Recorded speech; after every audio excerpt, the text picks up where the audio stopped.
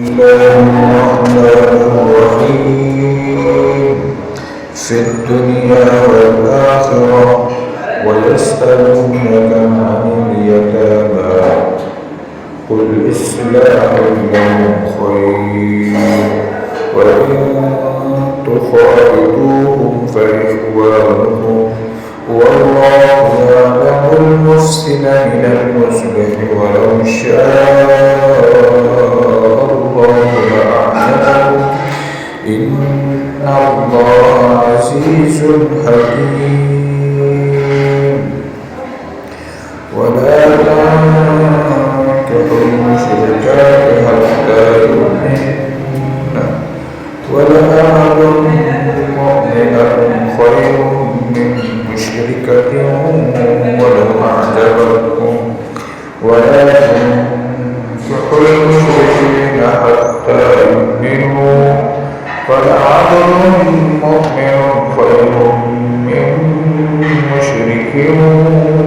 ولو أعجبكم أولئك يدعون إلى النار والله يدعو إلى الجنة والمغفرة بإذنه ويبين آياته للناس لعلهم يتذكرون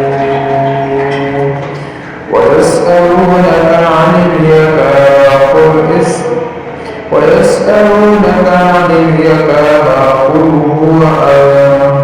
فاعتزلوا النساء في المحيض ولا تقربوهن حتى يطهرن فإذا تطهرن فأتوهن من حيث أمركم الله إن الله يحب التوابين ويحب المتطهرين نساؤكم حرث لكم فأتوا حرثكم أنى شئتم وقدموا لأنفسكم فاتقوا الله واعلموا أنكم ملاقوه وبشر